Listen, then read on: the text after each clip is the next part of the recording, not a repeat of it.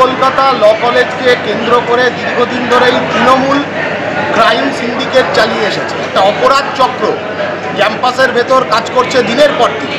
টিএমসিপির মদতে police প্রশাসন তারা নীরব ভূমিকা পালন করেছে।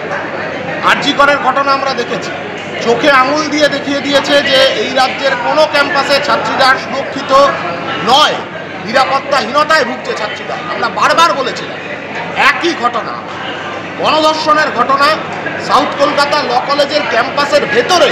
অভিযুক্তকে কে? মনোজিৎ। এই মনোজিৎ সেই টিএমসিপি নেতা যার নামে গত 10 বছরে অন্তত পক্ষে 20টা 30টা দুর্নীতির অভিযোগ, রেপ থ্রেট দেওয়ার অভিযোগ, শ্লীলতাহানির অভিযোগ। কসবা থানা জানতো না? কেন ব্যবস্থা নেওয়া হয়নি? এই ধরনের একজন ক্রিমিনাল সে কেন ক্যাম্পাসের ভেতর থাকবে?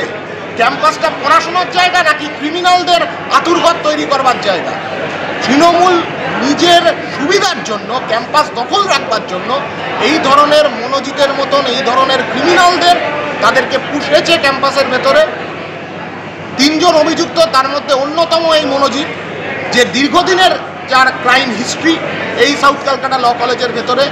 আমরা ইমিডিয়েট এই জবাব চাই যে প্রশাসন কেন দীর্ঘ 10 বছর ধরে বারংবার যখন সাউথ ক্যালকাটা ল কলেজের একের পর এক দুর্নীতি, একের পর এক শ্লীলতাহানির ঘটনা, একের পর এক মারপিটের ঘটনা, একের পর এক বোমা বন্দুক ইত্যাদি এসব মজুত করাবার ঘটনাতে যে অভিযুক্ত ছিল তাকে কেন এতদিন পর্যন্ত তাকে ছেড়ে রাখা হয়েছিল, যাতে এই ধরনের একটা পরিণতির দিকে ক্যাম্পাসের ভেতরে একজন ছাত্রী তার জীবনের এই ধরনের একটা পরিণতির দিকে যায়, এই জবাব প্রশাসনকে দিতে হবে।